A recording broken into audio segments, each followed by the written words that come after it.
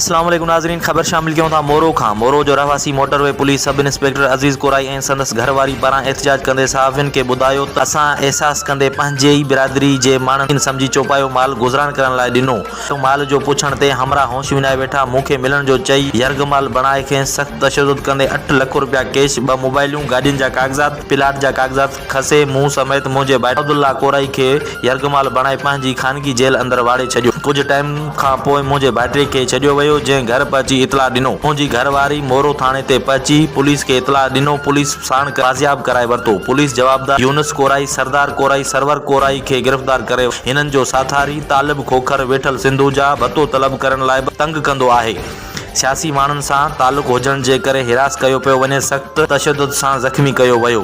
हथियारबंद बणिजी धमकियूं ॾेई रहिया आहिनि। आउं पाण हिकु मास्टर लॉ सां गॾु MC पढ़ियल लिखियल आहियां। असांजो वालिद साहब हिकु आलिम दीन सां तालुक़ आहे। असांजो हिकु ग़रीब शरीफ़ घराणे सां तालुक़ आहे। हिननि वधीक चयो त जवाबदारनि मां माल इज़त जो ख़तरो आहे। असांखे फ़ौरन तहफ़ुज़ ॾियारो वञे।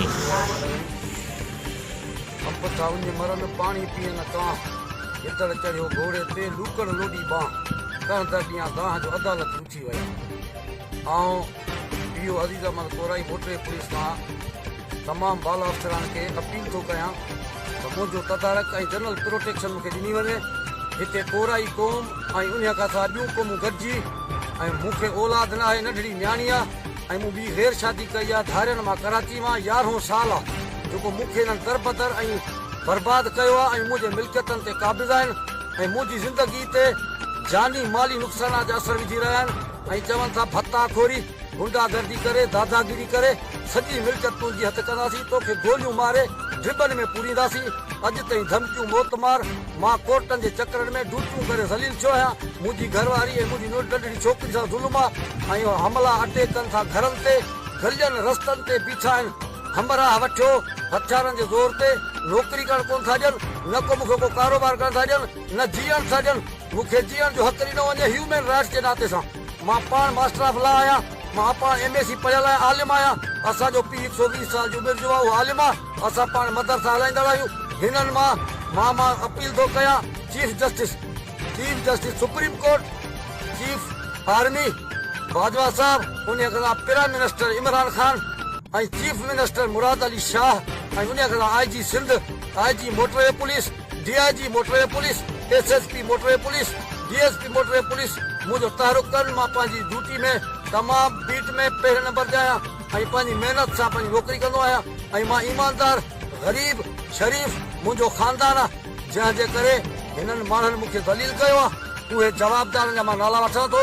मोहम्मद यूनुस यूनो ट्रगर, पुट बेग मोहम्मद कोराई ऐं उन खां सवाइ उनजा भाइर ज़ुल्फ़िकार अली, सरवर अली ऐं उन खां सवाइ सरदार पुट ग़ुलाम हुसैन कोराई ख़ालिदाबाद ऐं उन खां सवाइ बहादुर सनाफ मोहम्मद मुराद कोराई ख़ालिदाबाद, उनजो पुट मोहम्मद मुराद उर्फ़ पप्पी, पुट बहादुर कोराई जेको 20 FIR में नामिनेट ऐं बहादुर कोराई ख़ुदि क्रिमिनल दोहारी माण्हू, पथारीदार ऐं उन खां सवाइ जेको इहो यूनुस आहे उहो अॼु बि रूपोश आहे ऐं सरदार कोराई पूरी दुनिया सां फिराडी आहे, ठग आहे। मुंहिंजा 50 ढोर मामा करे अघारे फरनि जे हथ ते उज़ा जा ढोर गाबा मेहू पाण वटि अघारा रखिया आहीं। अली मुराद बिरोही वटि, मुमताज़ कोराई वटि, मुजीब बुढ़े वटि, वहीद बुढ़े वटि ऐं मूंखे अञो जेको अलॻि वरितो अथनि ऐं उन खां पैसा खाईंदा रहिया। हाणे मां खे हलाई आहे वीडियो, इहे मुंहिंजा 50 लख बहादुर विझणा मुंहिंजे मोबाइल घुरकण खां पोइ हलाई आहे ऐं इहे फोटू में जेके आहिनि तस्वीरूं इहे मुंहिंजा ई पैसा इन्हनि खे ॾिनल आहिनि। महिरबानी करे 7 लख जा जेके पूरा हिते ख़बरूं कयूं आहिनि लोको इहो मां को मिनिस्टर आहियां, को IG आहियां, को DIG आहियां, डीलर आहियां, कामोरो आहियां, जो मां नौकरियूं हलाईंदो आहियां पैसनि ते। इहे इल्ज़ाम बदबुनियाद करे ऐं मूंखे माना मुंहिंजी नौकरी बि न हचाइनि। महिरबानी करे मुंहिंजी अपील आहे IG मोटरवे खे, IG सिंध खे ऐं आर्मी चीफ खे ऐं चीफ जस्टिस सुप्रीम कोर्ट खे त इहे पूरा केस ख़तमु कया वञनि। जवाबदारनि खे अगवा ऐं नाहक रोक नाहक बंदि ऐं जेको फुर ऐं ड्यूटी अटका जे केस में अगवा करे उन ते एक्शन खयो वञे।